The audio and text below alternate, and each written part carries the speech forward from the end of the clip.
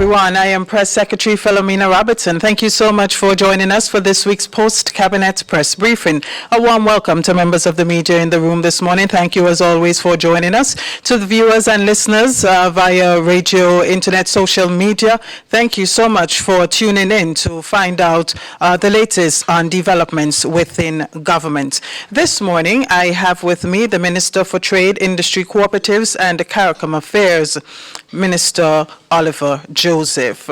And he will, of course, be telling us about some of the decisions that came out of the most recent cabinet meeting yesterday. Prior to going into that, however, I want to provide an updated statement re the cell phone matter. Government is continuing to take action to bring about resolution to the matter pertaining to the abuse of government-issued cell phones. It is important to note that prior to news of excessively high usage and cost becoming public knowledge, government was already taking measures to curb this situation. The government-initiated review came at the end of the service contract with Digicel. Talks with the service provider resulted in agreement being reached on increasing the data cap for government users from 1 gigabyte to 3 gigabytes at the same price. And this competitive rate was already being offered to Digicel's general clientele. This increased cap went into effect since June, and the bill for that month showed a significant reduction when compared to the month immediately prior. Government welcomes this change and expects to see further reductions going forward.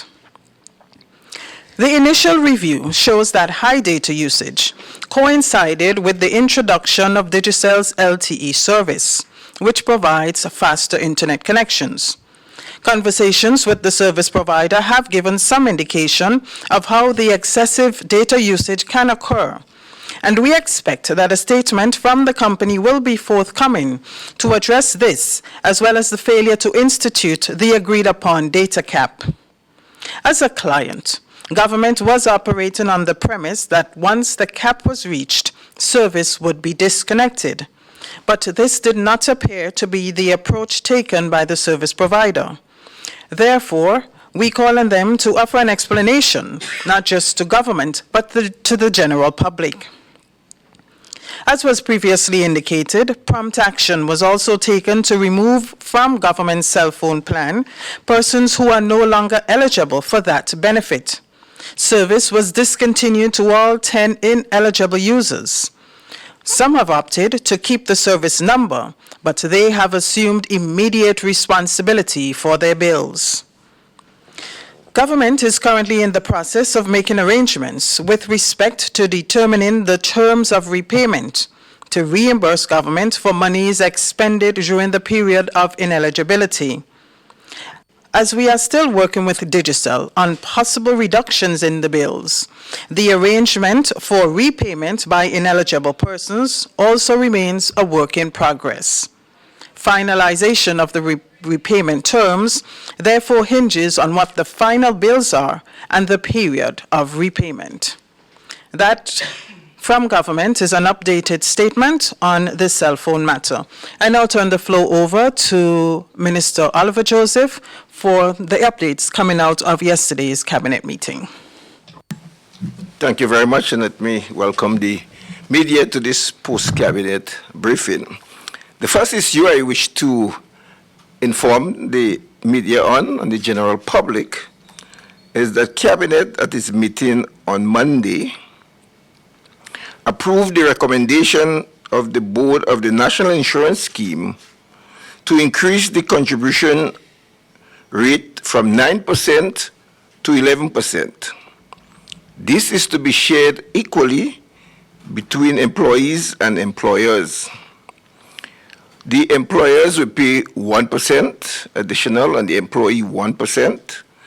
The current formula is that employees contribute 4% and employers 5%. In this new arrangement, employers will pay 6% and employees 5%, bringing it from 9% to 11%. This increase will take effect from the 1st of September 2019. The media may recall that the actual report on the last 3 occasions advised, they recommended that government increase the contribution rate now. If you wait until 2030 to 2035, it means that you will have to increase it by 22% then. So it's been done in an incremental rate in keeping with the recommendation. At the same time, consideration has been given for an increase in the age of retirement. However, Cabinet asked for more consultation with stakeholders on the effective date for the age. But what has been finalized is that the increase in contribution rate will move from 9% to 11% effective 1st of September 2019. I must say that following extensive consultation with the general public and all stakeholders, there was tremendous support for both the increase in contribution and the retirement age. As you are aware, most Caribbean countries have already increased the age of retirement and the contribution as well. We are way behind in this regard, and therefore we think this is the right time to implement the decision, the recommendation of the board to increase it to 11%. I wish to also bring the media up to date and on the recent judgment with respect to garnishing of the government account. You would perhaps see in the weekend newspaper extensive coverage of this case that was brought by Attorney Jimmy Bristol seeking a garnish order. Now, let me explain what that is. A garnish order is a form of enforcing a judgment debt against a creditor to recover money.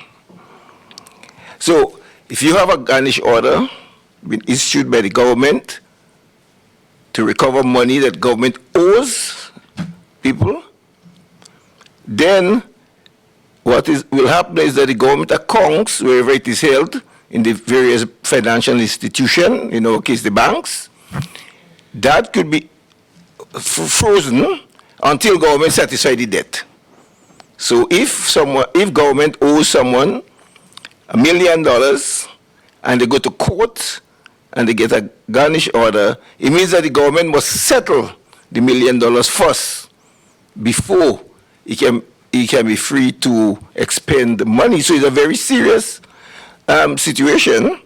And so Cabinet has instructed the Attorney General to file an appeal against the judgment and also to seek a stay of the judgment. In other words, so that the judgment will not be implemented, because you could well imagine a situation where government has its account to meet salary obligation at the end of the month and cannot use the money until it meets its debt obligation to the order from the court seeking to get payment. And so this is an extremely important development. And as you know, government, we have to respect the decisions of the court. We live in a law-abiding people and always respect decisions of the court. So the appeal will be filed, and we will await the ruling of the appeal court in this matter. Cabinet has also approved the establishment of a Development Planning Institute of Grenada. The overarching objective of this planning institute is to coordinate the implementation of Grenada Long-Term National Sustainable Development Plan 2020-2035. The first draft of this plan is in circulation, shared with stakeholders for the comment. It is the hope that by October, the final document will be ready so that the Minister of Finance could announce the plan in his budget presentation. Now, this Development Planning Institute will work as the coordinating body or the implementing agency for these development plans. Because so many times we have plans and there is no implementation plan or no particular ministry or department responsible for implementing this plan. After all this work have gone into the development of the plan, government want to ensure that we follow up on this plan by having a committed institution dedicated to the development of our National Sustainable Development Plan. And that is why Planning Institute is so critical, to have it in place to monitor and evaluate the implementation of our plan. Because we need to do it in a systematic and scientific way. We can't leave planning to every ministry having a planning officer doing it in silos. The time has come when we must bring all planning under one institute so that we can maximize the effect of our National Strategic Development Plan. Cabinet also approved a framework on sustainable government procurement procedures to support the National Sustainable Development Plan. Now, what is the purpose of a sustainable procurement policy? Government procure goods and services, and government is also committed to sustainable development and the environment. And therefore, in this sustainability plan, all procuring entities will have to follow procedures that will ensure that it leads to sustainability. So in other words, if you're going to order any goods, procure any goods, you must ensure, for example, that when we have the non-biodegradable, that you ensure you order the correct things according to the policy. We are banned single-use plastic and styrofoam. If you are ordering, you have to ensure that you stick to that. That is the purpose of this policy framework that has been approved by the cabinet, so that all procured entities will know what standards they have to apply and ensure that all decisions the government have taken with respect to sustainability all are closely followed and it will be monitored. Cabinet has also expressed concern about the number of motor vehicle accidents in recent months. There has been a big increase in motor vehicle accidents, some fatal, some others not so fatal, but we as a government, we are very concerned. And as we approach the carnival season, we are making a special appeal to motorists to exercise due care and attention, and also to commuters, because both parties have responsibility, that during this season, let us try to minimize the amount of accidents on our roads. As you know, we have a big increase in the number of motor vehicles on the island. And therefore, we need to ensure that we exercise caution as we proceed. We would not like to see a further increase in the motor vehicle accidents on our road. So we are making a special appeal as government to the motorists and general public. Let us have a safe carnival. And as indicated by the minister, we expect this carnival to be a huge success.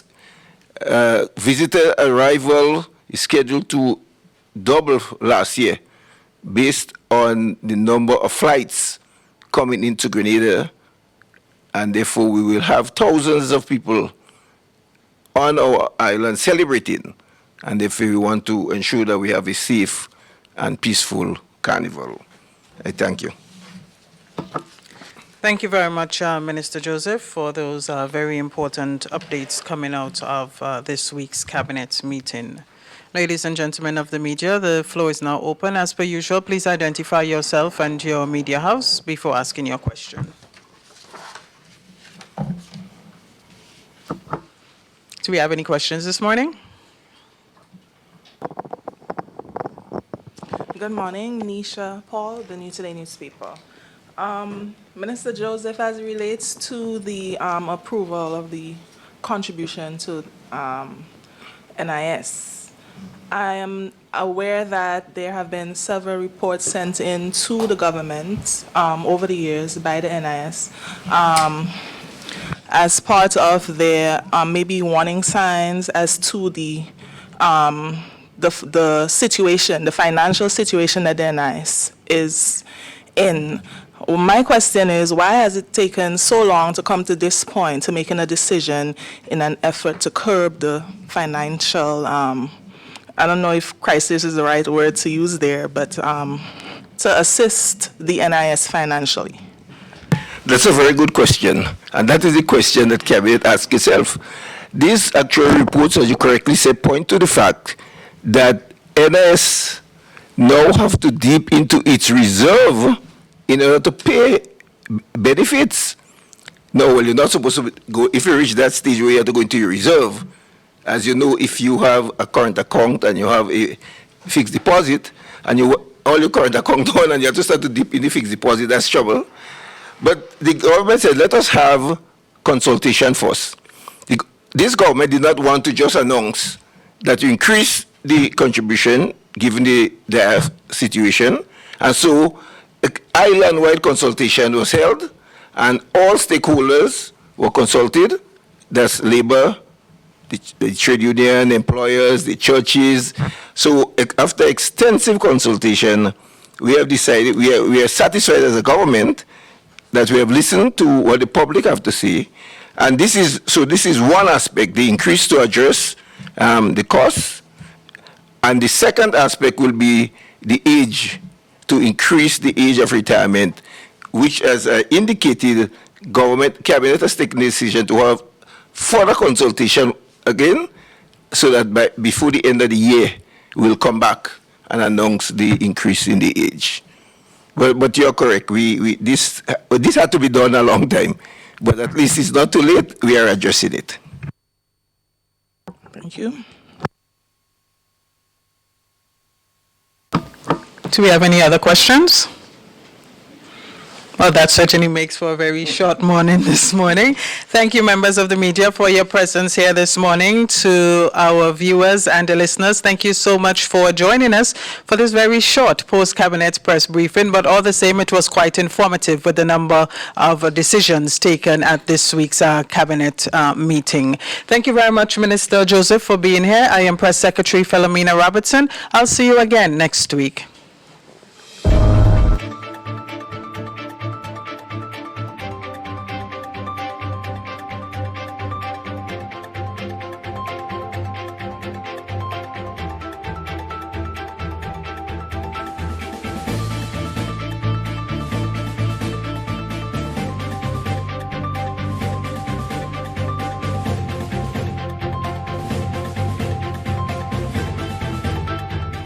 Establishment of Public Utilities Regulatory Commission could change electricity landscape in Grenada. We'll have details to this story and more when we return.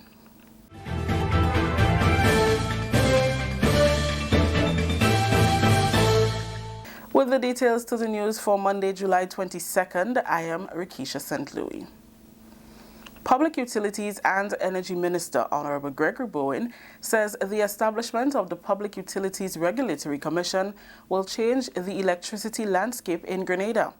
He says the Grenada Electricity Services Limited, GRENLEC, has enjoyed monopoly status for years, and now there is avenue to encourage competition.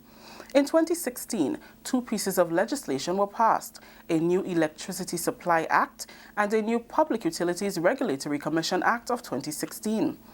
Minister Bowen, who addressed the launch of the Regulatory Commission on Friday, said there is need for competition, which will force the cost of electricity to be reduced.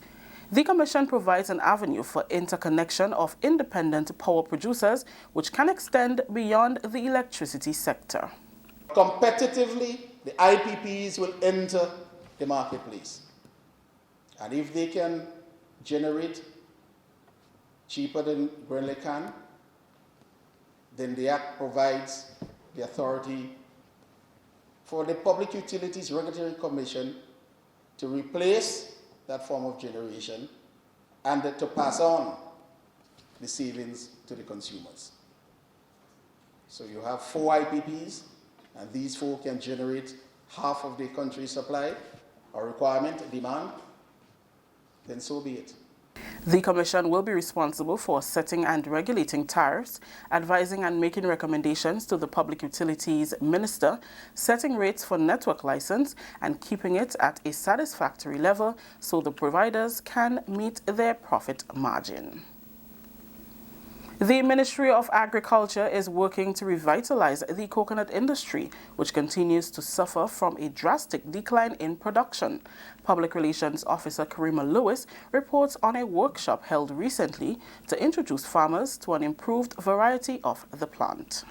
Since Grenada's coconut industry lost its productive value after the passage of Hurricanes Ivan and Emily in 2004 and 2005 respectively, coupled with the onset of the coconut beetle, the industry has been struggling to sustain the demand locally.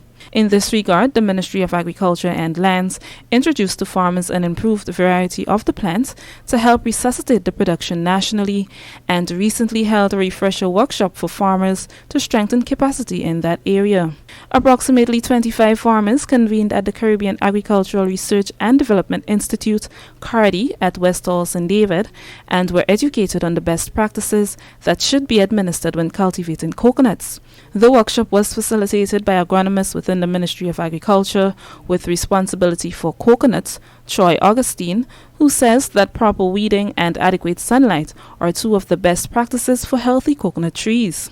What we encourage farmers to do is to intercrop so that the trees would improve the condition, as well as to take care of those periods when you have drought. So we encourage them to mulch, to fertilize, intercrop, irrigate, and not just apply fertilizer broadcasting, but dissolve the fertilizer in water so that the plant can absorb the fertilizer, because plants don't absorb granular fertilizer. It's liquid. All plant food is in liquid form. So we want to encourage the farmers to do the right cultural practices.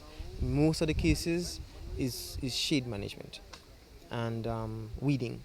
That's 2 of the major problems. And once we get over that hurdle, I think those farms would see an improvement. The session was held in collaboration with the Inter-American Institute for Cooperation on Agriculture, ICA, and the national specialist at ICA, Derek Charles, also speaks to proper caring for the plants. Now, you know, these plants are not, although they are coconut, but because they are improved varieties, they need some special treatment, okay? So if you allow them to be overgrown with weeds, you will not get the result that you should get. So in the rehabilitation, 2 things we put forward. 1, strengthen the capacity of the farmers and extension officers in the management of these new varieties. And secondly, in order to rehabilitate an industry, you want improved varieties of good quality. So we have like the tall variety and the dwarf variety. Most of you farmers will know the tall variety and dwarf variety. They are no different to the ones that you have now, except in their genetic potential in terms of what they could deliver as a product. And in most cases, we know farmers are keen on the fruit, the water, the amount of nuts that it bears. And so we have catered for that in terms of the variety that we have selected. Chief Agricultural Officer in the Ministry of Agriculture, Daniel Lewis, implores upon the farmers to apply what they have learned. The most important aspect of that workshop is what follows thereafter. So when you go back to your field as a farmer, you have to ensure that you adhere to a lot of the principles, a lot of the recommendation that Mr. Augustine will be giving. Because, I mean, we do not have this workshop just because we say we want to have a workshop, but to ensure that we educate and the people, you know, both extension and farmers, you know, they live here much more informed, much more equipped to deal with all the challenges that is the coconut industry is facing. 2 farmers, Mark Anthony Francis and John Powlett, gave their respective views on the workshop. Okay, I think it was very informative. I mean, some of the things that I've been practicing were actually said in it, because I did my research earlier. And it's like for the people who didn't do that type of research before, getting that information is I think it's critical that they know what they're doing and what they get into. So at the end of the day, end of the period, they would get the fruits of their labor. Coconut is something that should be part of our staple in terms of our diet and so. So I think the nutritional benefit and so whatever we do here now, the spill-off from it should actually be something that would be of great significance later on down the line. What I must say stood out most was the time figure for the crop to bear and to learn about the ways that it pollinates, which is very important. My aim is to do as much coconut as possible. If possible, average 2-3 acres. For the Ministry of Agriculture, I am Karima Lewis. Thank you, Karima. This is the National Report. We'll have more news after the break. Every summer, the Spice Island of Grenada is transformed into the Caribbean's biggest party, Spice Man. Come experience the warmth of our people, trending theme fats, the revelry, the pageantry, and why we are the Jab Nation. The Kids Our Future shines on August 3rd in the Children's Carnival Frolic and the Junior Calypso Show. 7 beauties take center stage as the Queen of Carnival is crowned on majestic Thursday, August 8th. The prestigious Soca and Groovy Monarchs are crowned on Carnival Friday night, August 9th. Enjoy the pulsating rhythms of the Still Pan at the Junior and Senior Panorama on Carnival Saturday, August 10th, and Real Steel, August 17th. The March Gras crowns the Calypso Monarch on Carnival Sunday, August 11th. 2 days of frolicking in the Caribbean sun kicks off on Monday morning, August 12th, with the biggest juve in the world, followed by pageant and Monday night mass. The creativity and splendor of our mass parades on the road Carnival Tuesday, August 13th. Join us in the Jab Nation of Grenada, August 8th to 12th for Spice Mass 2019. Many events, one carnival. Welcome back. People involved in the food industry who will be offering their services to the public during the carnival season are now undergoing a 9-module training process, after which they will secure their food badges. Training has already concluded in St. David and St. Andrew, and vendors in St. George will undertake the process from Tuesday 23rd to Thursday 25th, and then again on Monday 29th to Wednesday 31st July. This is expected to lessen the number of complaints raised during the festive season about persons selling on the sidewalks without proper authorization. Chief Environmental Health Officer Andre Worm says food handlers are mandated by law to undergo medical examinations to prevent the spread of non-communicable disease and other diseases through food. The legislative provisions in the Public Health Act, or even the Public Health Regulations, Section 77, actually states that during the months of January and June, that persons must undergo or undertake a medical examination to show that they are free from any communicable disease. So the fact of persons being free from communicable disease is a prerequisite. First and foremost, you need to be healthy in order to sell food. More importantly, we are also concerned about some diseases that might be transmitted through food and so on. Worm highlighted the Ministry of Health's initiative to issue food badges to vendors. He says the badges are obtained following a 9-module training on food safety, hygiene, storage over 2 to 3 days. Following that course of study, more or less, which is done over 3 days, that you can then be given a certificate of attendance, and you would then be entitled to a food badge. So the 9-module will basically entail things like introduction to food safety, personal hygiene, how to store and preserve food. You may see things like, thawing, how food is, time temperature control, which is a very critical element in food safety.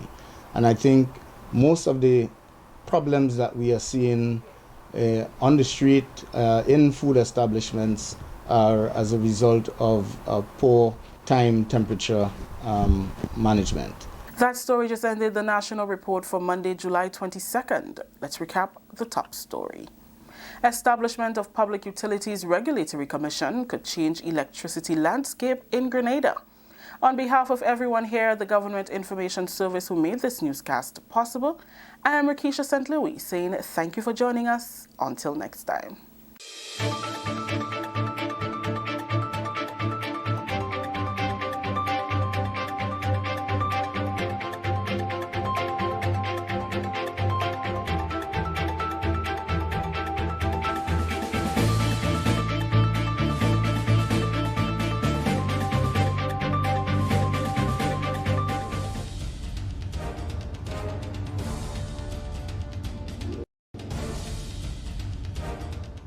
"54 farmers are now part of the Silver Sands Grenada Farmers Program, an initiative that began in March of 2017 with the objective of reducing the quantity of produce imported in the island for use at the resort.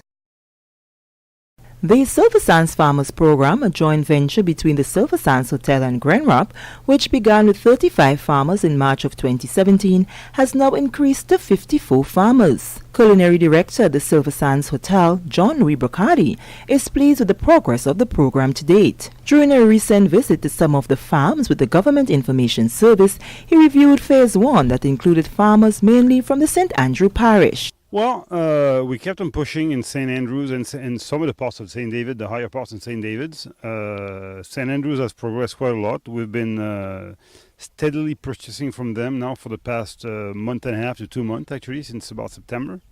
As of now, we're buying about 4,000 to 5,000 pounds of produce a week from those farmers, which is good.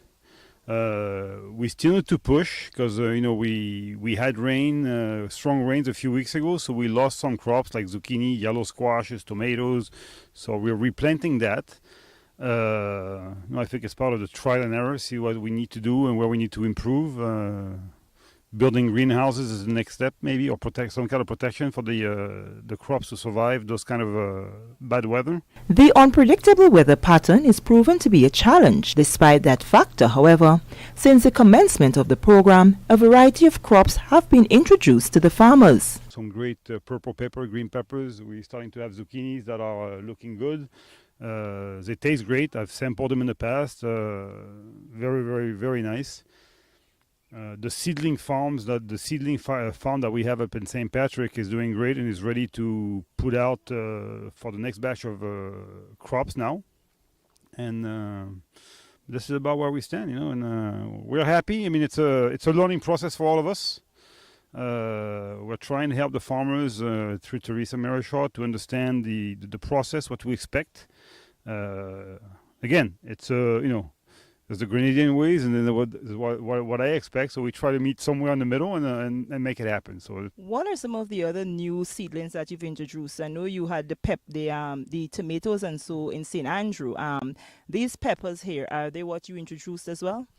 Well, the peppers they were doing peppers in Grenada, doing green peppers. Obviously, for a restaurant, you have the presentation aspect. So we're looking at purple, yellow, red peppers. So we're pushing in that way as well. The melons and the watermelons, we're trying to do colored watermelon, like yellow watermelon, orange watermelons. Just again, variety and the visual aspect on breakfast buffets. We're trying to do and pushing a lot on seedless watermelons as well.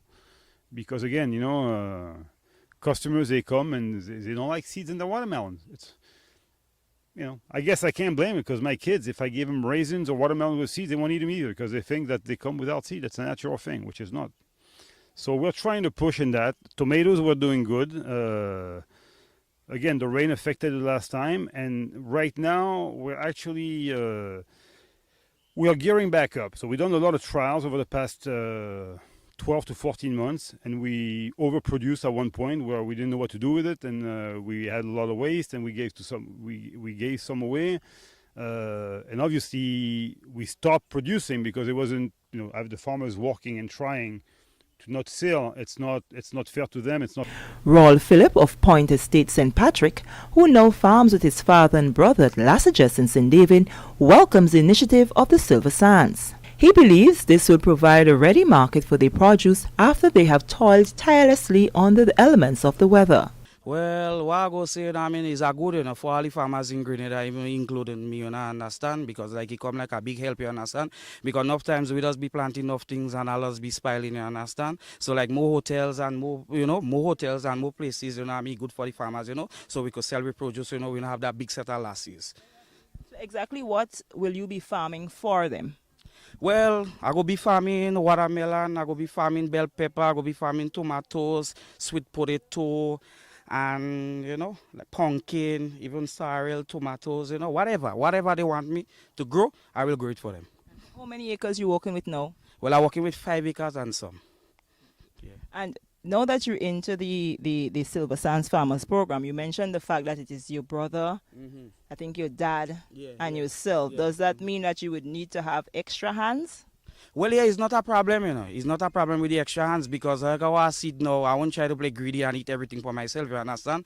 I would like for somebody to eat, you know what I mean? Because you have other people who want to do farming, you understand, and they don't get in the opportunity, you understand? So I'm glad for, I'm glad for people to come around and, see what I'm doing, and if they want to join, they could join, and spread the thing bigger, and you have all around, you understand? Lydia Bonaparte, who has been into farming from the age of 25, is also part of the Farmers Program. She spent much of her years working with farmers until she was encouraged to branch off on her own. Well, when Miss Marisho came on the farm to visit Mr. Peters, and he spoke to her about me, that's how I get involved. And being good, feeling good to be a part of it. This is your particular land, or is land that identified and given to you to do this? No, it was government space lands for the farmers. So Mr. Peters, who had a say here, gave me, seeing as I used to work with him, he gave me the permission to do something on my own. And tell me exactly what it is you're farming here for Silver Sands. Corn, zucchini, and peppers. And sweet corn, zucchini, squash, and peppers, sweet peppers. Any challenges encountered in terms of planting? No. And this particular peppers, is it the first time you're planting that kind? The first time I'm planting the purple, yeah. At Chamfer in St. David, we met up with Brian Hazard, one of the youngest farmers in the program. He had a very interesting theory for getting into farming, a decision he took some 5 years ago. I find all the old farmers dying out and nobody really taking up the footstep. So I decided, well, as a young man, I'll try and make a difference. Because plenty young people, they're looking to do farming on a whole. I don't know if because they find farming is a lot of hard work. But once you have a love and a passion for farming, it comes easy. Actually, it was a day, I think it was a Sunday, Miss Marisho and all they were searching for people to do farming. So that time I just really start to clear down them trees and them. And they booking me on the project. They give me assistance with poem.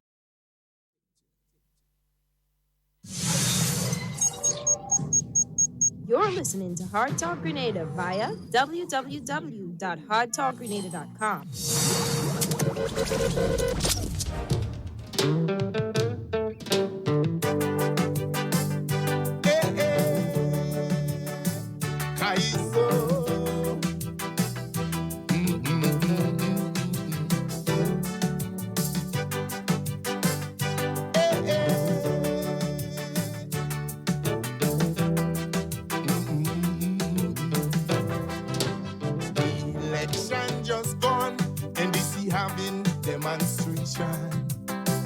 The party so weak that the third time they lost 15 seats. They blame the demise of Obia.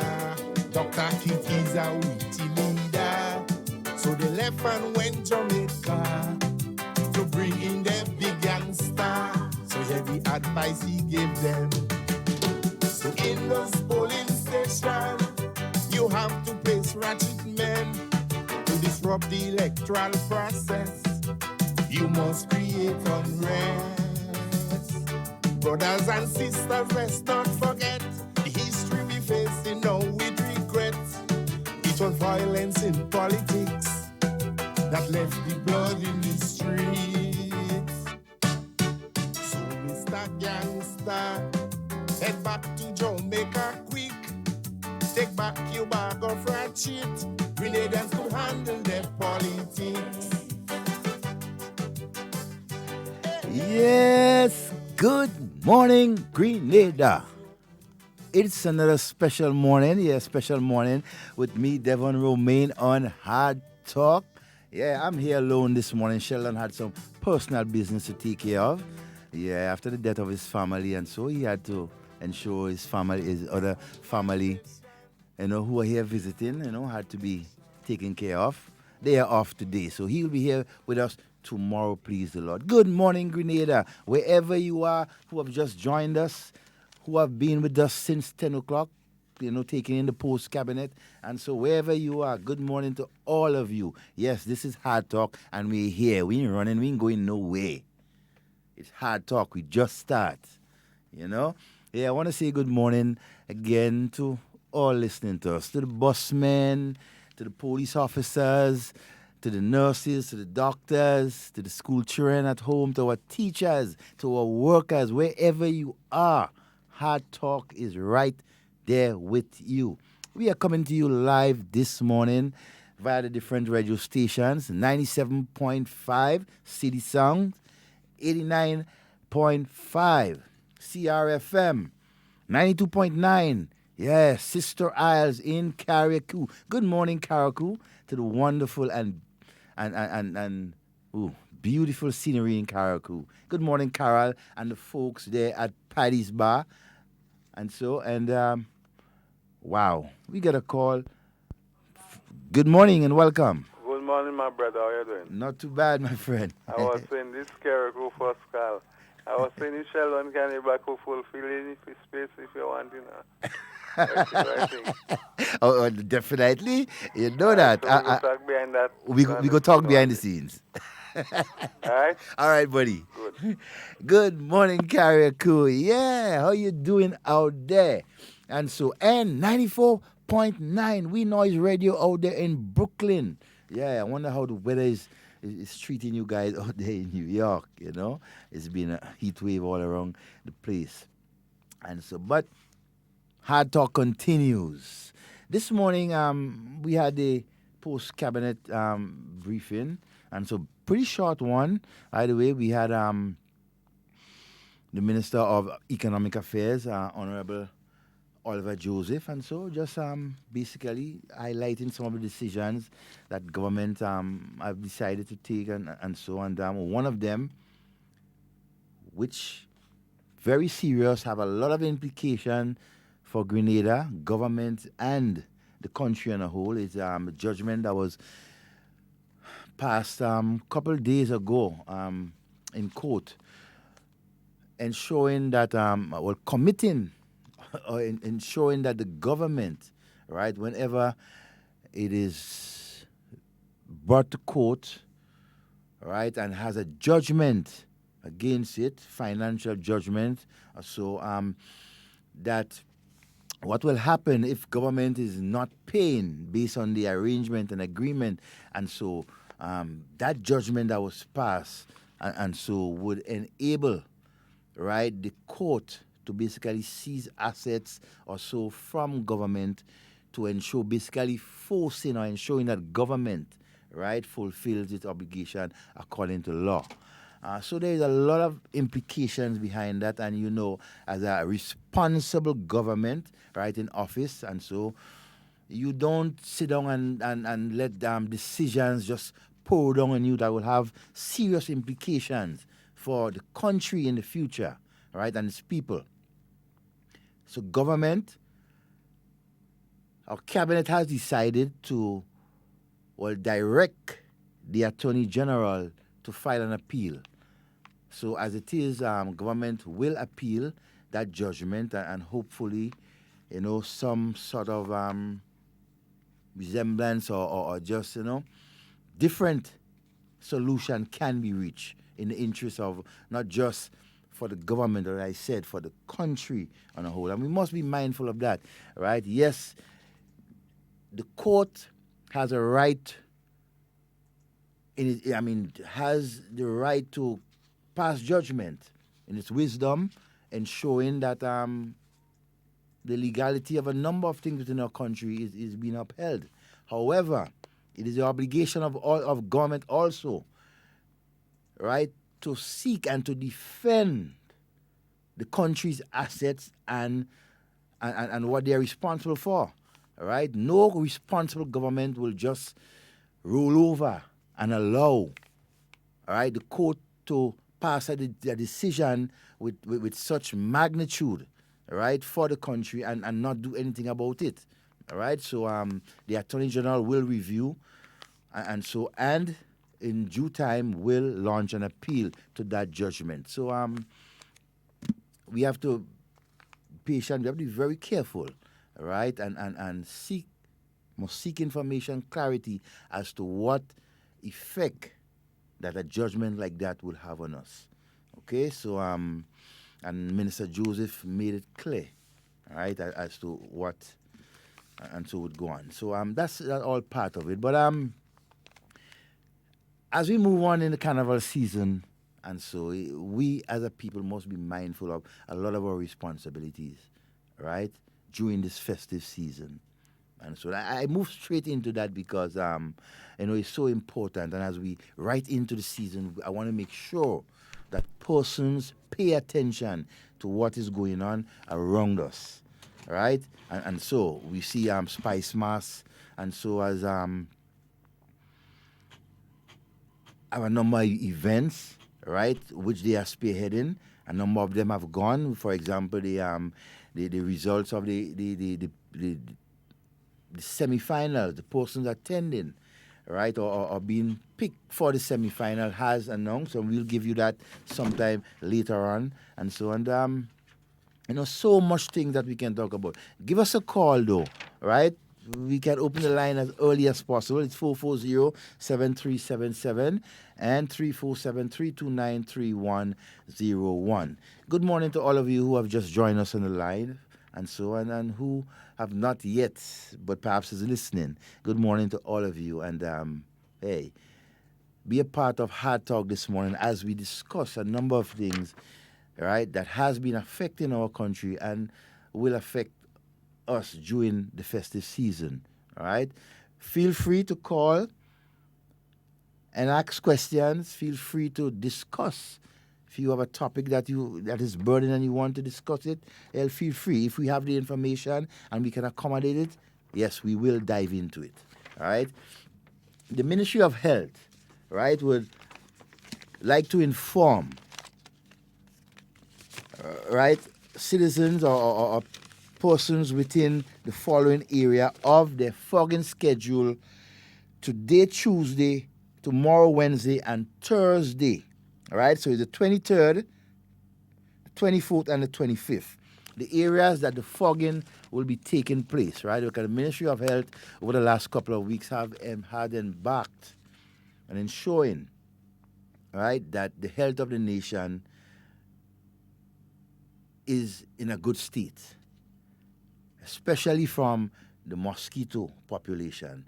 Over the months, we have been seeing the increase in the mosquito population. And so, the Ministry of Health and its workers are well up to the task. They have been going around ensuring, right, that the different areas are being attended to. And so either it's fogging or sharing information to the public as to what can be done, right, to minimize the amount of mosquitoes that is around. Today, Tuesday, the 23rd of July, Woodlands and its environs, including Carriacou Bay and its environs, 5 p.m. today, Tuesday, the 23rd. All right, so it's Woodlands and its environs, including Carriacou Bay and its environs, or the surroundings. Okay, Wednesday, 24th of July, Tongue of Sautez and its environs. So the Tongue of Sautez is Wednesday, that's tomorrow, the 24th. All right, and its environs, so that's Sautez and the surroundings. All right, Sautez, and so because if you notice that the scope that they are taking, it's in high volume areas, right, to begin with, right, the towns and so on, and densely populated areas and so on. Now that we into the festive seasons, they want to make sure that the areas that they know persons are congregating most, and so, right, they pay attention to that, because they cannot fog the entire Grenada within the next couple of weeks. It would be impossible. So they have targeted areas, right, based on their survey, and so that they have carried out. Because you know the field workers are out there every day. Up to this right about now, they are moving around the woodlands area, ensuring and identifying the areas that need attention. And so, all right, so we must cooperate and give them your full support. On Thursday, 25th July, Tongue of Victoria and its environs. Now, all the fogging on the 3 days will start as from 5 p.m. in the afternoon. Persons must note, and they must be careful to secure, right, the elderly, the young ones, those who are suffering from asthma, they have asthmatic problems, and so you want to take them away, right, as much as possible from the fogging, because that can affect them, and you don't want that. You don't want another problem, right, to occur because you're trying to take care of one, right? So please take note. Also, too, right, please leave your house open so the fog, the smoke, the fog can go through, and it can work perfectly through the houses, and so, right? It will not kill you. And so the more it gets through the houses, and so it will work more effective. All right, and so we must pay attention to that. So that is the fogging schedule for the next 3 days, right? And so the areas of woodlands, right, including Carriacou Bay today, tomorrow, Wednesday, the Tongue of Sotez from 5 p.m., and Thursday, the Tongue of Victoria from 5 p.m. All right, so please take note, right, and give them your support. Also, the beekeepers, right? Those of you in these specific areas that are rearing bees, right? Those farmers who are rearing bees, all right? And you know the fogging will affect it. Please contact, right, the Ministry of Health on the following numbers, right? The Vector Control Division at 440-2095 and 440-3485 as soon as possible. Okay, so the numbers again, the Vector Control Division, 440-2095 and 440-3485. Right, and this number is specifically for the beekeepers, the farmers that rear bees, because you don't want the Ministry of Health to go fogging in areas and the bees and so will be affected. We don't want that industry to adversely be affected, right, by things that we do. And so because Grenada, have one of the best honeys in the world. Okay, so we don't want to do anything for that. All right, so that is the schedule for the fogging for this week by the Ministry of Health. 2019 SMC CISO Monarch Semi-Finals. The list of participants, the list of artists that will be participating this Sunday, all right, at Progress Park in the semi-finals of the Calypso. Kelly Klein, Rootsman Kelly. Oh. Nivion Cox goes by the name Cox. Samantha Dixon, Royalty. Sheldon Douglas, he goes by that name. Candy Duncan, Candy. That's the singing name, eh? And so, Francis Edison, Teacher Eddie. Randy Isaac. Philandi Jeffrey. Strona, that's the son of the reigning CISO monarch, Finley Jeffrey. Okay? Mika Joseph. Wow. Baraka. Jason Joseph. Big J. Denson Lewis. Raymond Matthew, the Beast. Wow. The Beast is back. The Beast is back. The beast is booming. Yeah. Definitely, he has been out for a number of years, so he decided to be back, to get right back into competition. Adele McDonald, Mandela Links. Georgia McIntyre, The Messenger. Brendan McKee, Killer B, out of Carriacou. That's Carriacou Monarch, right there. Valine Ned, Valine. Sean Niles, Sour Serpent. Michael Prince, the Prince. Daniel Seeley, the Scorpion. Wow. And Jermaine Simon, Superstar. So that is a list of semi-finals, right? Participants that will participate in this year's Papi Tet. Is the Papi Tet, what's the other name? Naz, can you help me with that? Is there a specific name for the semi-final? It's the Papi Tet and something else. But anyhow, these are the list of persons that will be vying for space in the finals, right? To come up against the reigning Kaiso monarch, Finley Jeffrey, the scholar, right? So we have Rootsman Kelly, we have Cox, we have Royalty, Sheldon Douglas, Candy, Teacher Eddie, Randy Isaac, Stunner, Baraka, Big J, Denison Lewis, Beast, Mandela Links, The Messenger, Killer B, Valine, Sour Serpent, Prince, Scorpion, and Superstar. Right, in that list there, if you notice, you notice two persons notably who have been out of, Kaiso competition for a number of years. We have Beast, and then we have Scorpion. Wow. This year, Kaiso will be off the hook. All right. So this is a list so far of the semifinals. So go out there this Sunday at the Progress Park, all right, and be a part of the semifinals, all right, at Progress Park. We expect a large turnout of persons to be there. Okay? And so and just to give a rundown of a list of events that will continue to take place, right, from SMC. Thursday, July 25th. Groovy Monarch semi-final. That's at Tantine. All right, starts at 8 p.m. The price is $25. So the Groovy Monarch semi-finals takes place at Tantine, all right, Carnival City, okay, from 8 p.m. on Thursday.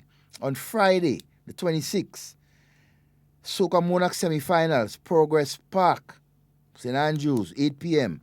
Price to enter $30. Traditional Mass Festival, Saturday, July 27th, Diamond Street in Victoria, starts 5 p.m. Okay, and so that's it so far. There are other activities coming up in August, but that is where we will stop when it comes to activities for this month because we are fast approaching the end of July.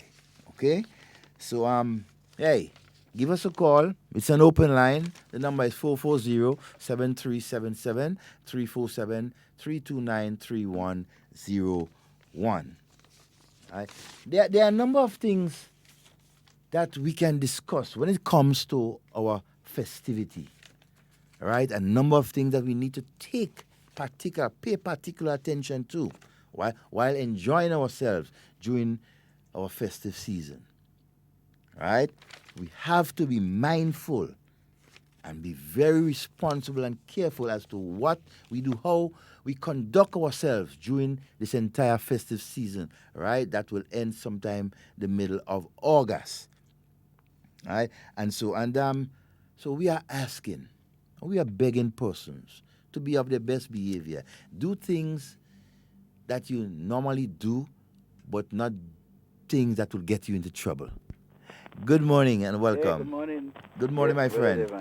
How you doing? Everything? Not too bad. You're alone to them, man. Yeah, well, you know, you gotta do what you gotta do, man. You gotta hold the fort. Yeah, well, man, I want to say something concerning NMP in government, even in opposition, and NDC in government and opposition. You remember the case with Grindberg and the government of Grenada? When Grindberg, they sued Grenada, and in the government at the time, who was in power, NDC, they supposed to attend a case in England to defend Grenada. And what the Minister of Finance said? He preferred Grenada sue the Grenadian people. Right? Sue the Grenadian people, and the Grenadian people had to pay that money. So you see the difference now?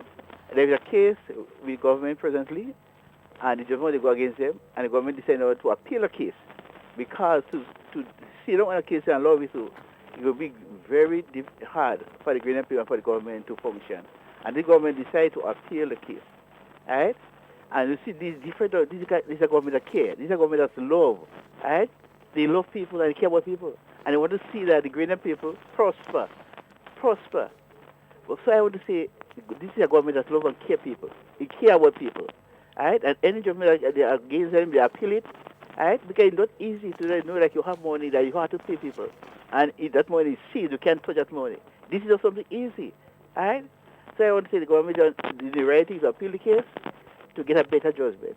And Brother Dev, I want to see something continue to do with the NIS. I support the 11% from 9 to 11 and age range. I'm looking at the age range should be up 65 years up. Because more people go in retirement, and more people go in retirement, more money we have to come out from NS to people for the pension. So they did not give an age, but I look at the age of 65 years. So, Brother Devon, I want to say the government is doing what is right and what is good. It might even be popular, but you do what is right and do what is right, the right thing. Because a country cannot run without tax. A country in run with tax, and everybody should be paying the tax. And I do believe the NS is the right track, and the NS, the government will work along with NS, and NS, the age range should be go up to 65. The 11%, I agree with that. So, Brother Sheldon, Brother Devon, you have a wonderful day. God bless you. You too, my friend, and have a wonderful day. All right, and just one of the things that the caller just talked about, and so on, I must reiterate it because it was part of the press conference. The whole question of the decision cabinet took, right, to increase, right, on the contribution from 9 to 11%, right, for all NIS participants, and so, right, much more information will come out as time goes by because as a government, as a responsible government, they tend to inform and to ensure that everyone is on board as to decisions, right, when it comes to your health, NIS, whatever decisions that the government make, it is incumbent of them to explain and to share information to the general public, right? Because we don't want persons going away with all sorts of different notions and having to spread propaganda, giving people wrong information, right? We have to guard against that, very, very important for us to guard against misinformation, right? That has continued to be shared, right, on our airwaves.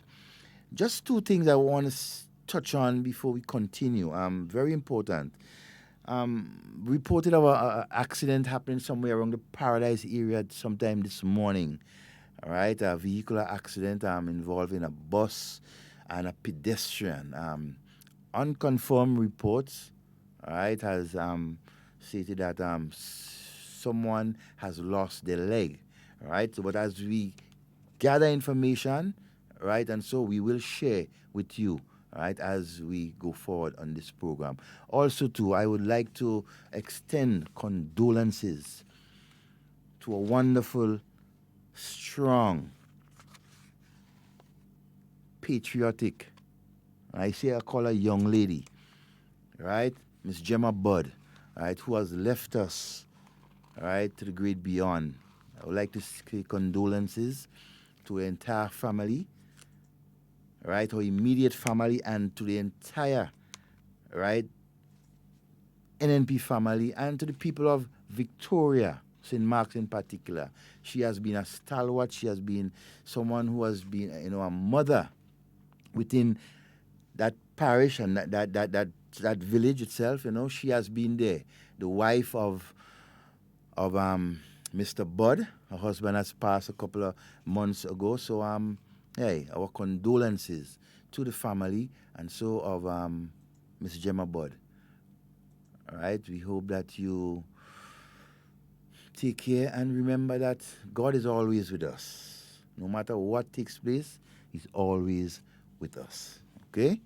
So those of you who have been our long life friends, and so I know you would be missing a wonderful woman, a wonderful personality in that woman. All right, a mother, someone who has always been there for everyone, all right, in whatever way, all right, she can. And so a stalwart within the community of Victoria and the Seventh-day Adventist Church, and so in Victoria. So I really want to, extend condolences to the family and friends, right, for the death of Miss Gemma Budd. And so, okay, enough said. Now, as the Spice Mass activities continue, and we touch on a couple of these things, for the last couple of weeks, want to reiterate, right, the importance of you paying attention to your health during the festive season. Very important. Some of us, when we go to activities and we're having fun, we tend to want to eat and drink anything because we're hungry, because we're having fun, but not paying attention to the health risk. So I'm urging you, as we go along and have fun, we attend different activities put on by Spice Mass and other private persons during this festive season. Be mindful of what you consume. Your health is very, very important. And a message out there to those of you who are providing the service.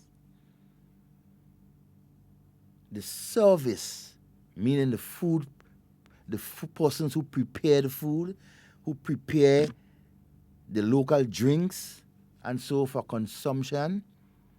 I want to urge you, first of all, if you are getting involved in selling to the public, ensure that you have a food badge signed and given by the Ministry of Health.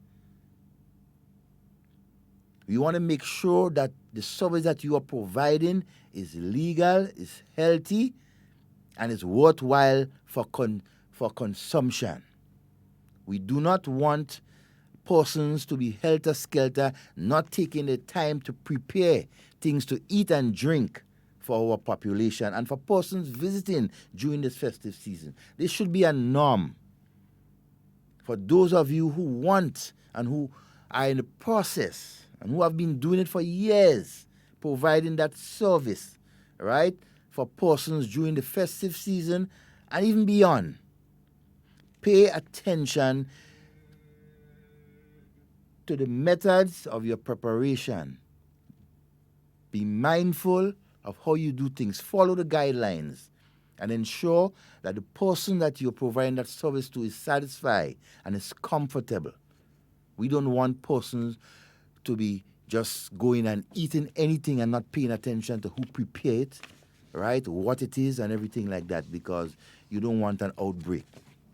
So I'm begging persons, both the consumer and the ones who are preparing, right, whatever snacks or drinks or barbecue or whatever you are preparing for the public to consume, you must pay attention to what you're doing and give it your best.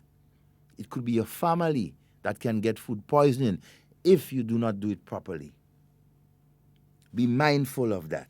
Very mindful. And the Ministry of Health has been informing all persons who want to vend of the different sessions that they have just before Spice Mass, so persons can be refreshed, right, and obtain their badge, their food badge, so they have the authority to provide that service, right, to persons out there. It may sound simple, but it's something that we must pay attention to. The health of this country is the wealth of this country. Right? Make no mistake about that. This is our festive season. We all will be going out there and have fun, right? We will have lots of fun. We will want to eat and drink, but we want to make sure that whatever we eat and whatever we drink is prepared properly, so it will have no sort of ill effect on our bodies and so. Okay? So I had to ensure, right, to remind persons who are involved in that and to the consumers to be very careful. Thanks for the persons on the live, those of you who have joined us on the live and who are there. Good morning to you wherever you are. It's the Melody Papitet semifinals. Okay? Thanks for that information and so we can share it. So that the Melody Papitet semifinals will take place at Progress Park this Sunday, right? This Sunday starting from 5 p.m.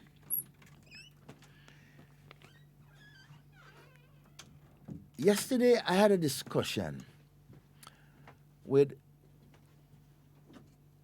a bus driver, someone who has been plying, right, the Grenada route for a number of years. Someone who has the experience in the bus business and so. And the discussion of the proposed, right, bus route for persons, right, from that West Woodlands Junction down to Grenada.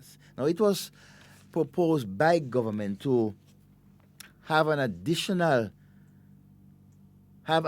services, right, provided to persons who are applying that route, especially those of you coming from as far as St. Andrews, even St. Patrick's, right, Upper St. David's, and so Lower St. David's, and have employment in the deep south of the island, meaning Lansapine, True Blue, and the surrounding areas and so.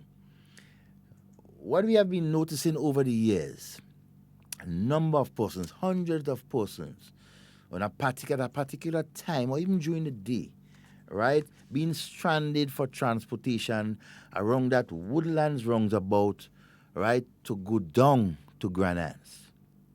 Government has come up with a proposal to ensure that these persons, right, are given that opportunity to have a service provided to them so that they can reach to their work on time. Because there are a number of persons who come out as far as St. Patrick's, who be working in Lansapina, has to get there for 8 or even 9 o'clock.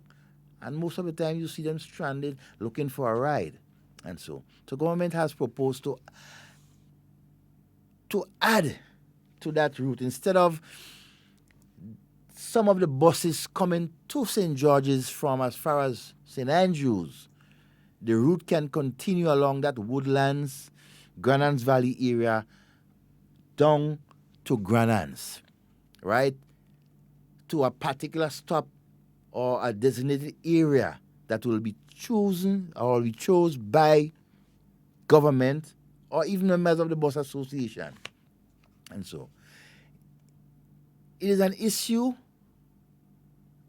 that a lot of discussions have to be put into it before it's implemented.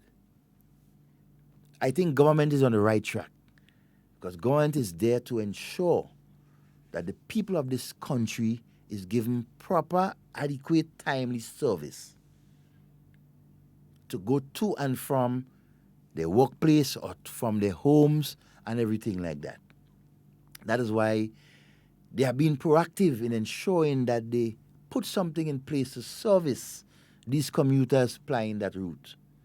Suggestions have been raised and so. But in speaking with the bus owner driver and so, I've realized that the discussion in itself must continue, and it must continue not just from a governmental point of view or on the bus owners or the association point of view, but together. Because I think together an amicable solution can be reached to ensure that commuters are being serviced adequately. It's all about the service to our people. It's not about government. It's not even about the bus drivers.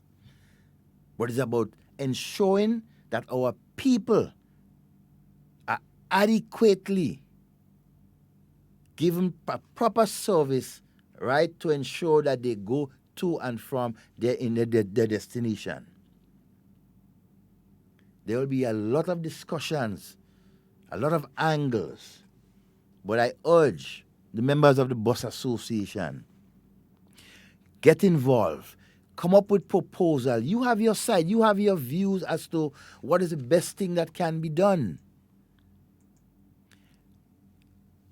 Meet with the Ministry of Works and come up with ideas, come up with suggestions, suggest certain things to them so you can make the entire process much easier to implement.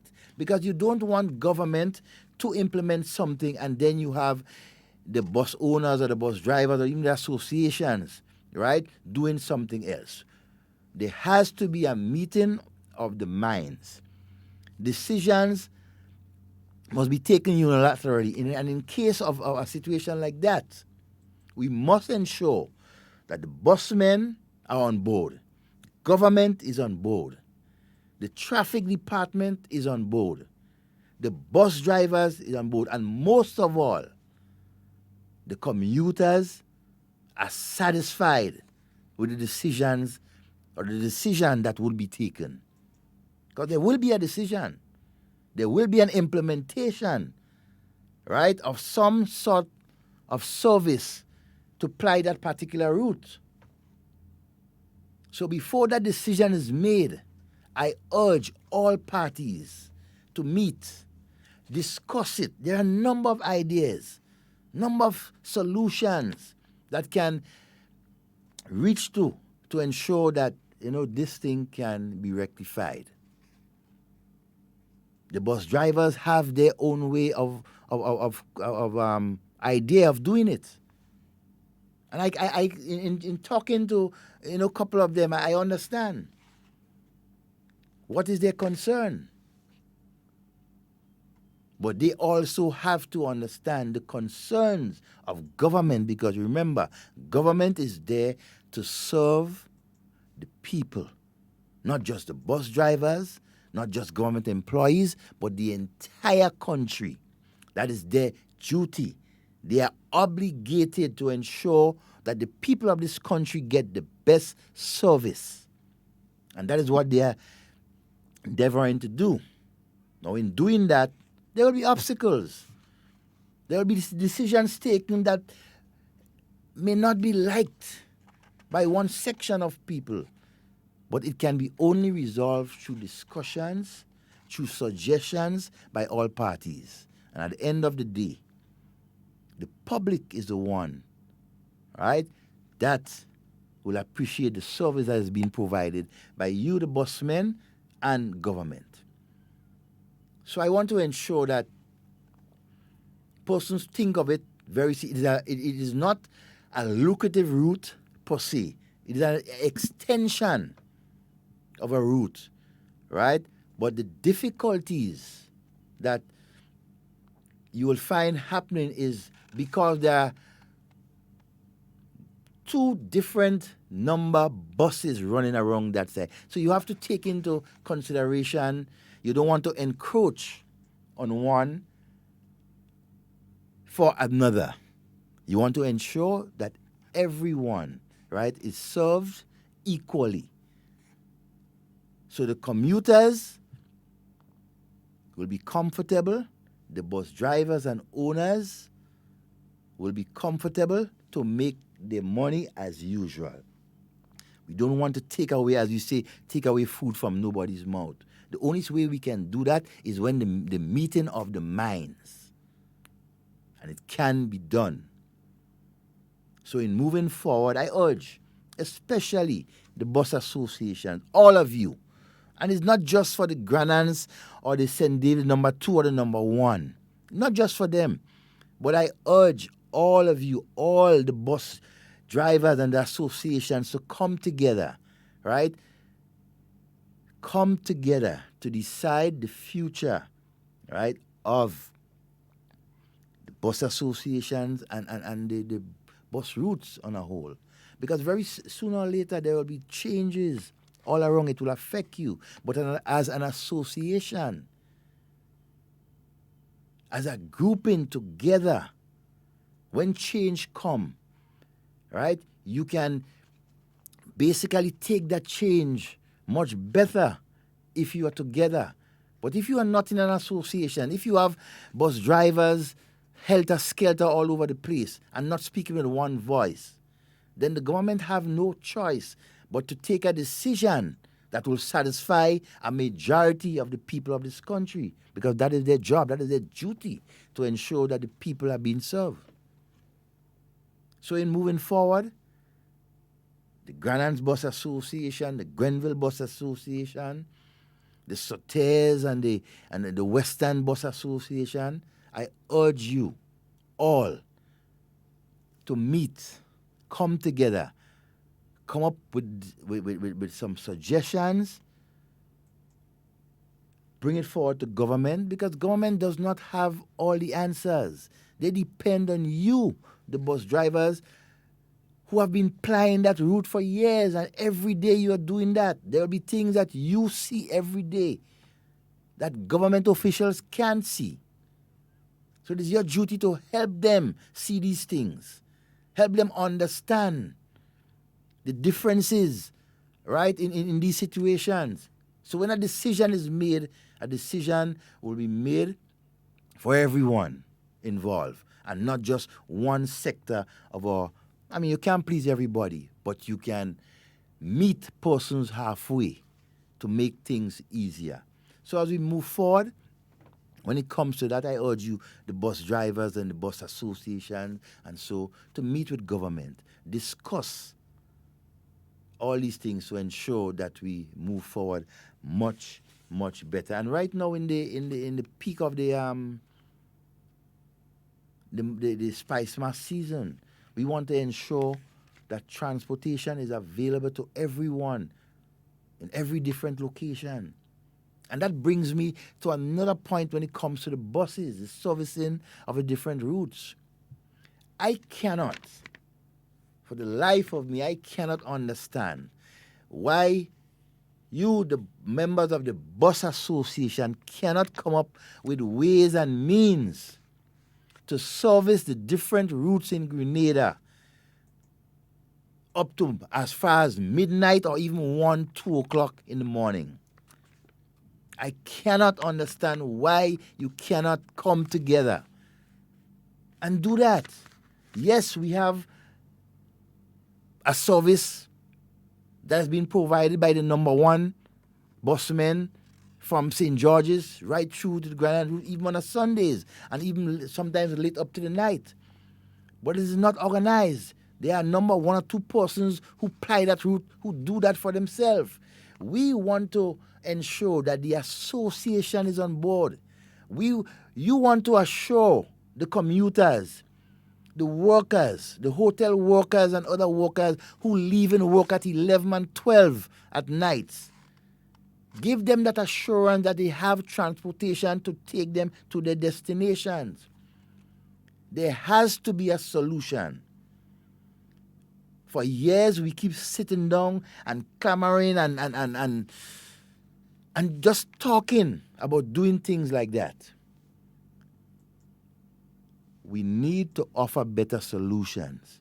You don't want government to get up one morning and say, look, the people are crying out, we need to provide service, so we will bring in a number of coasters to service the routes on a night to ensure people reach home. Imagine our young ladies at night, 11, 12 at night, having to bomb and hike ride to go as far as St. Patrick's. That is unacceptable. And I'm not coming down on government. More so, I think that is out of their realm for now. Sooner or later, they will have to make a decision.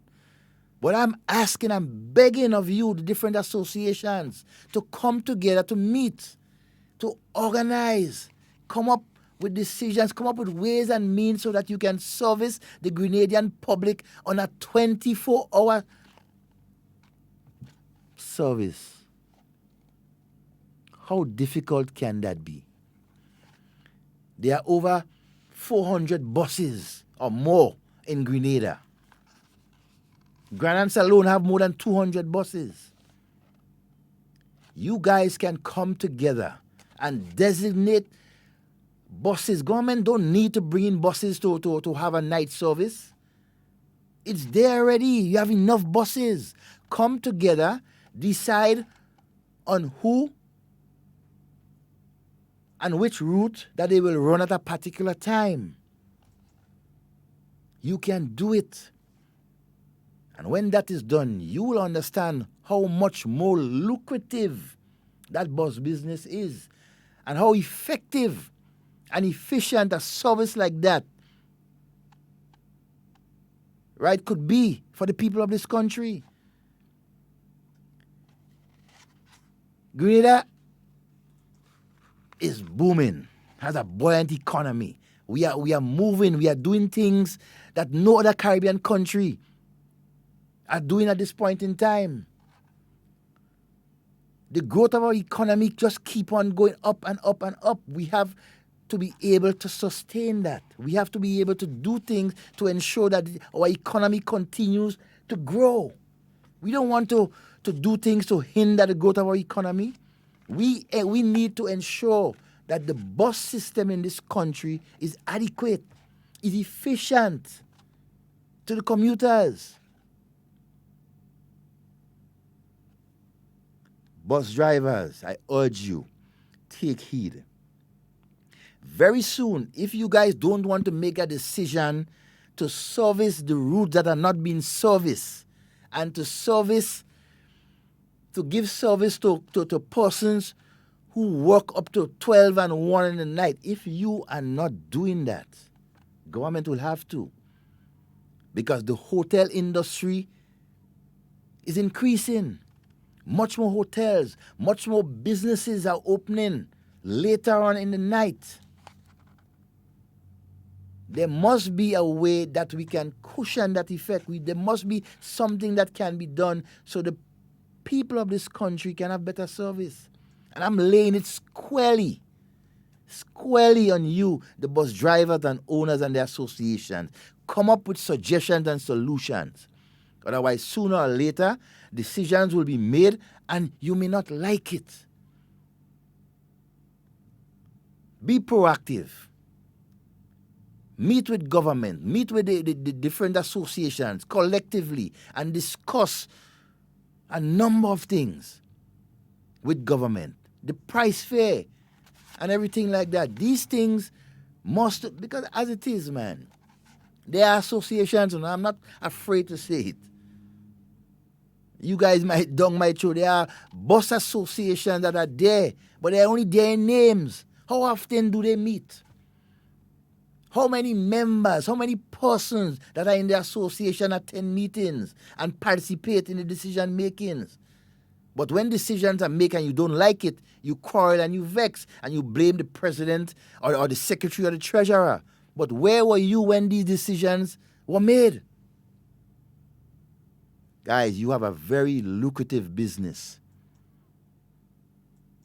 It is untouchable for now.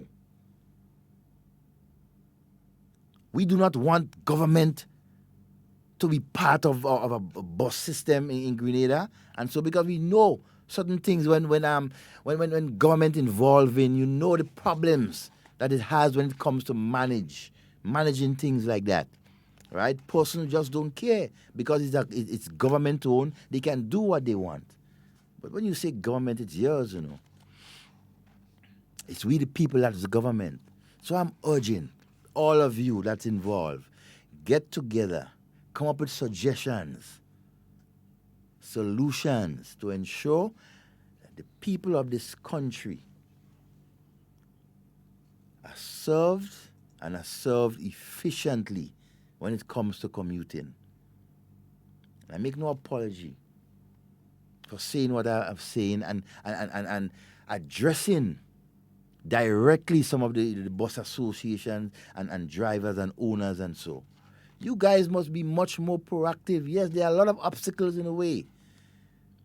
There are things that affect you on the bus terminus. There are things that affect you, right, on the road as you ply your route, as you do your service and make your daily bread. Within the traffic, you have issues with the traffic department. I know that. You know you have issues because I hear you every day talking about that. But not for the life of me. You would get up as an association and meet with the Royal Grenada Police Force, the traffic department, to relay your concerns. Yes, you may have been doing it, but do it more regularly. Meet with them monthly. Get to them. Open a channel where discussions can take place, right, between you and the traffic department, between you, the association, and the Ministry of Communications and Works. Try your best to be much more efficient. Owning a bus and plying a route is not all. It's providing a good service, a service that you can look back and be proud of. The commuters can say, look, we have an efficient, well-run bus service here in Grenada. We don't need government to institute and to bring in buses to run the different routes. We don't need that. But you have the power in your hand, owners and drivers and associations. You have the power in your hand. You can change it. You can make it much better, more efficient. Yes, I know up there in Grenville in the bus terminal, there are serious problems with the bus terminal. Port Authority must take heed and they have to take blame. Good morning and welcome. Devon, good morning, right? Yes, my friend. Well, I know if I could do that, by asking if I could send a little body greeting to Mistress Linton. You go right ahead. Yeah. Well, I send happy birthday to Mistress Linda. Today is your body, wishing you all the best on your body from Mr. Mills inside of Belly. Okay. That's Mr. Linton Linda's mother. Okay. All right? All right, so hey, you go right ahead, my friend. Thank you. Yeah, and so it's not rocket science. I concentrated on that topic because it's a burning issue. And we do not want, sooner or later, because of the decisions government will have to take in the interests of the people of this country, we do not want there to be confrontations with government and the bus associations and owners. We want that service, right? We know that there will be little hiccups here and there, but together you can move mountains. You can do it better. Now, I sit at times right on the bus terminus right there in St. George, and I look and see some of the things that you bus drivers and conductors are involved in every day. The illegal things that you do right there in the city, and you daring the police to come after you. You don't have to do that. You don't have to take that risk, my friends. You don't have to do that. Because there are rules and regulations set down by the traffic department of the Royal Grenada Police Force that you must adhere to. But a majority of you, a lot of you, continue to violate and to break the laws, the traffic laws of this country. Good morning and welcome. Hello, good morning. Good morning, my dear. How are you? Well, I'm fine. And hearing your voice, I'm much better. Hearing your voice, I'm much better. You? Yes. I'm not hearing you clear. I say, hearing your voice, I'm much better. I'm fine, thank you. I heard you. Okay. I just want to shout out a congratulations to all the children that graduated Wednesday and Thursday, especially my two boys. Wow, yes. So, you are proud, as Mom. they forge ahead, I wish success for all of them. All of them wouldn't be left behind, that everybody will be successful next time around. Okay? Okay. All right, my dear. Have a wonderful day. I said thank you and have a wonderful day, okay? You too, and all the best, eh? I will. Isaiah good? Oh, yes, he's great. Take care. Yes. Later. All right, my dear. Okay, bye. All right. Yes, bye. Yeah. So as we continue to forge ahead on this issue, I want to continue to reiterate, right, to you bus drivers, conductors, associations to do much better. And I was just talking about some of the violations that some of you drivers, I'm sticking on the bus drivers, that you do. And you're daring the police officers to come after you. You have to avoid that interaction with the police while they're doing their duties. You know the rules and regulation. You have to follow it. Right? You have to follow rules and regulation. And that is where the associations and so have to be involved, right, with the members, ensuring that they are guided by the traffic rules of this country. Otherwise, they will end up in problems. There's no drinking and driving, the not picking up passengers where they're not supposed to. You see that every day. And when the police up on them or the traffic wardens go up to them to charge them, they make all sorts of issues and complain. But you're breaking the law and you're conscious of that. There must be no excuse. Ignorance of the law is no excuse, you know. But even when you know and you continue to break it, then there has to be consequences. This thing is very simple. And to you police officers, traffic, members of the traffic department, the wardens and so, you have been doing an excellent job in ensuring that traffic and so is being coordinated and run efficiently within this country. But there are some of you who need to do better. Your approach to people has to be better. The way you talk to your fellow Grenadians, not because you are a police officer, that you will talk down to somebody. I see that every day. You must help educate some of our drivers, our bus drivers and conductors as to the rules, the traffic rules of this country. That is what you're there for, to assist, to ensure that the law is not being broken by no one. But don't wait until somebody breaks the law. No, don't wait. Assist them. Help educate them of the law. Let them know of the do's and the don'ts around the tongue of St. George's and Grenville and Sauterres, where they can pick up passengers where they're not supposed to. Talk to them. Continue to talk to them. You don't always have to charge somebody to get through to them, you know. And I understand that, yes, there are consequences. But there are times when words are more satisfactory than writing a ticket for $150 for a busman. You can solve a problem right there without making him pay $150. The communication within the police officers and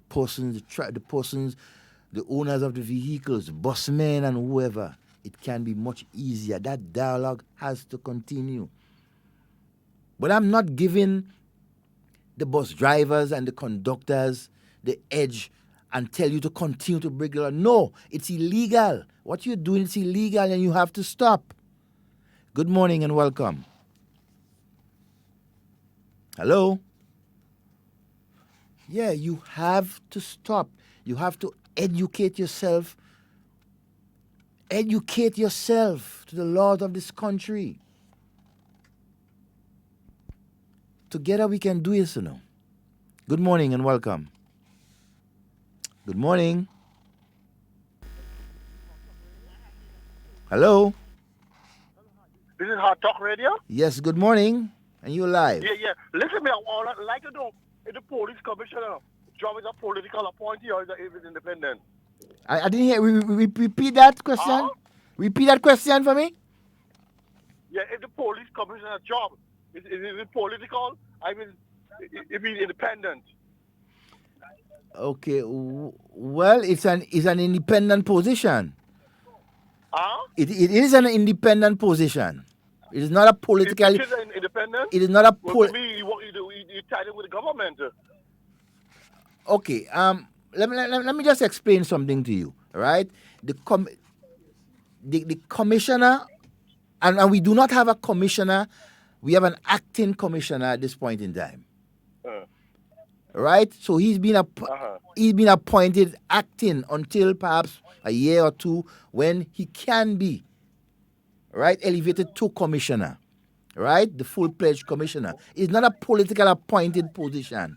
It is a position that is, persons are being selected from within the ranks of the Royal Grenada Police Force who are versed, who understand, right, the workings, right, of the entire police force. So they are picked from within that.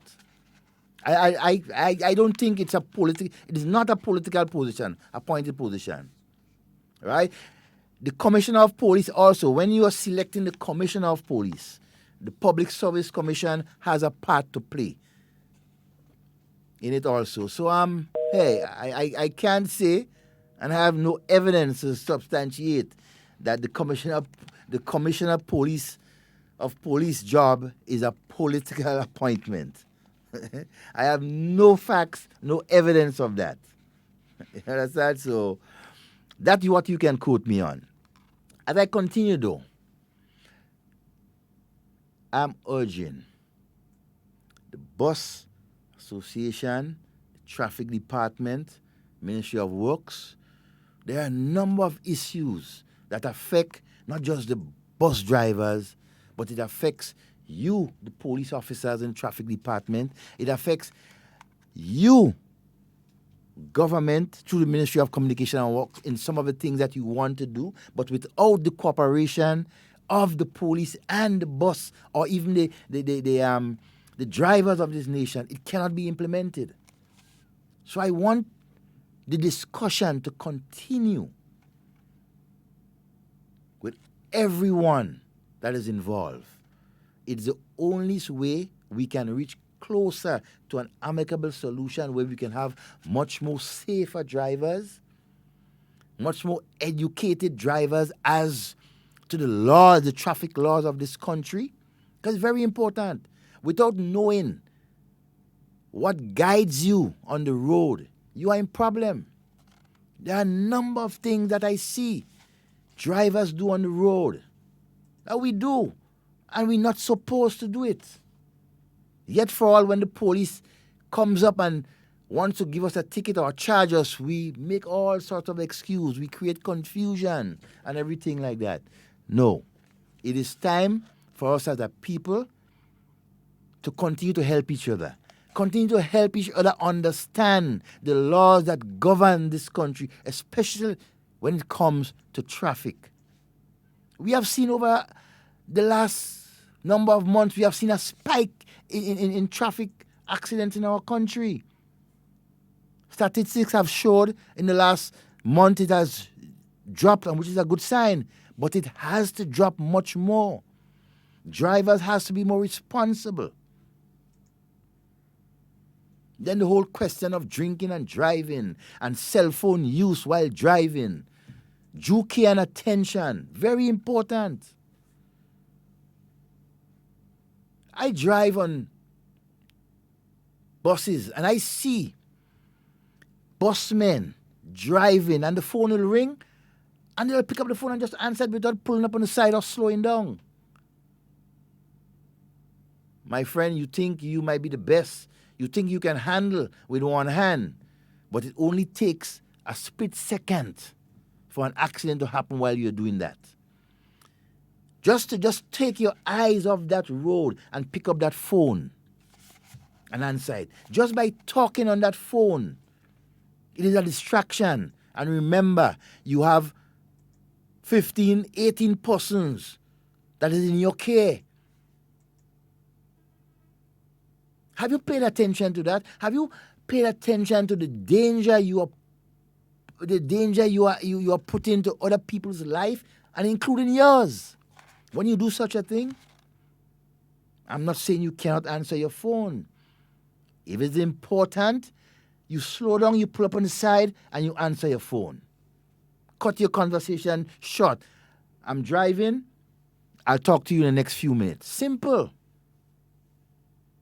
If it's that important, you pull up on the side and talk to the commuters and say, look, this is a very important phone call. I have to take it, so bear with me for a couple of minutes. And everyone in that bus, even if they are late, they will be glad to know that you are a responsible driver and you consider their lives.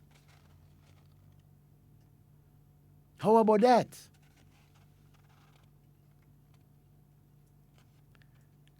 Around this season, this festive season, we know, based on statistics and history,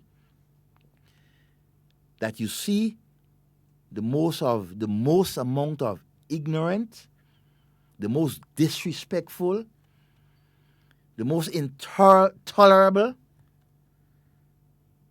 persons driving vehicles, especially when they are drunk, when they are drinking alcohol. I shouldn't say drunk because I wouldn't know if they are drunk or not, except I test them. And thank God that the Royal Grenada Police Force has reintroduced the whole question of breathalyzer and all these type of things. Yeah, it's things that has to be done because there are a number of careless drivers, unconcerned, inconsiderate drivers out there. And you commuters who sit in the bus and watch the drivers drink beer and Guinness while they're driving you and you say nothing. That is unacceptable. You are putting your own lives in danger by keeping shut. It is a two-way street. You see them doing that foolishness, you tell them about it. And if you're not satisfied, drop. Get off the bus. It's about time. As a people, we must be more considerate for other people's lives. What about the persons who have 3 or 4 children home to go back to? Their wives, their husbands, their mothers and their fathers. Have you considered that in transporting them from one point to another? That you have to be very careful, you have to be safe, you have to do your best to try to get them to their destination unharmed? As we come close to the end of this program this morning, I want to put out a special message out there to our drivers, and not just to our bus drivers.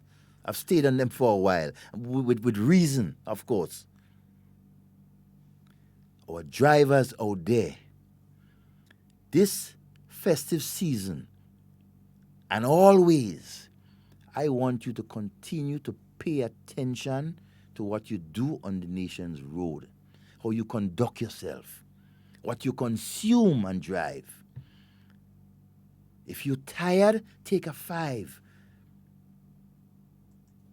If you consume alcohol, designate another driver to get you to your destination.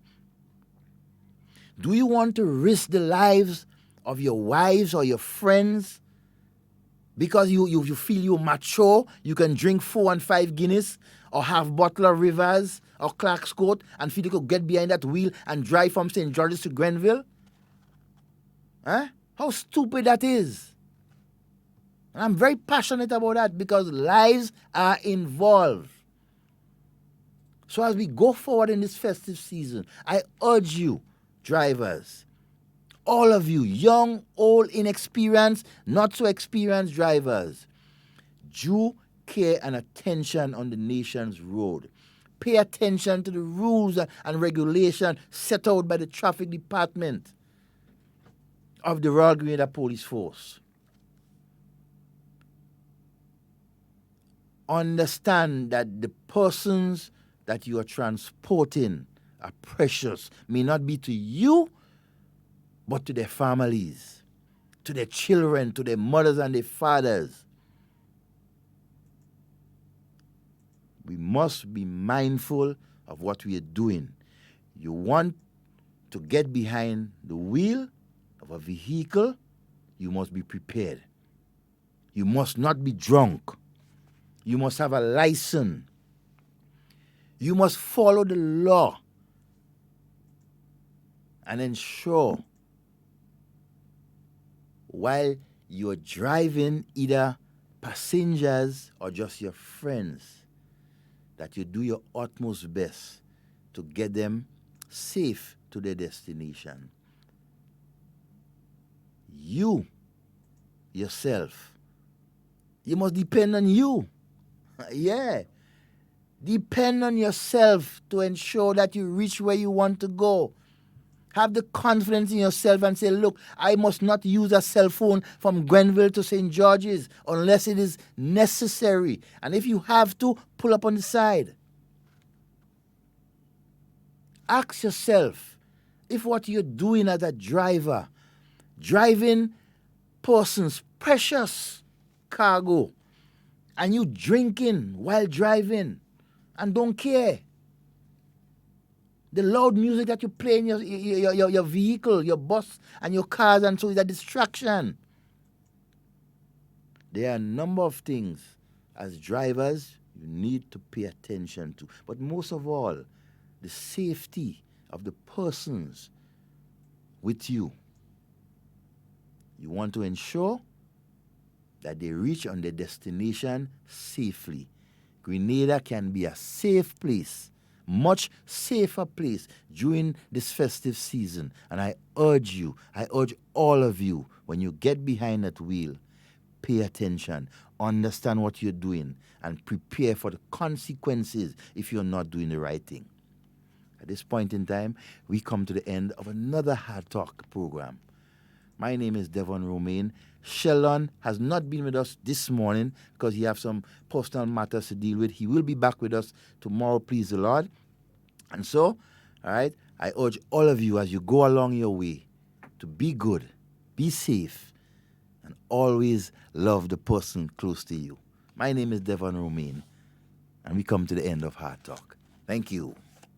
Only the few will see when you set the bar, but everyone will know when you've raked. We have done it again in this, the era of greatness, with the biggest white. We bring the most light. Watch greatness unfold with Mr. Killer, Wasways, and Lava Man, and more of Grenada's best, featuring headliner Marshall Montano and the Monk Band. We great, absolutely. Be at the National Cricket Stadium on Saturday, August 10th. Get your tickets now from GoToFed.com and all Sunshine Promotions box offices. The biggest white. It's where greatness lives. We are the greatest. It was regarded by many as the best fete for Carnival 2018. This year, it's back, bigger and better. The second edition of the Waggy Tea Premium All-Inclusive Fete on Thursday, August 8th at 8 p.m. at the Mont Rouge Recreational Park. This is not just a fete, it's a total premium all-inclusive affair. From Trinidad, Ravi B and the band Karma. From Barbados, Peter Ram. From St. Vincent, Skinny Fabulous. 'Cause when we roll, we don't roll alone. And from Grenada, Jefferson Ramirez and Solid the Band, Inspector, Dash, Wasways, Shortpree, Vaughn, DJ Chemist, and Danny. Early bird tickets cost $350. Prepare to be amazed. Stay up to date with all that's happening with the new national party, NNP. Send us a message via text or WhatsApp on 405-8683 with your name, email, and constituency. Stay in the know with NNP. Get updated.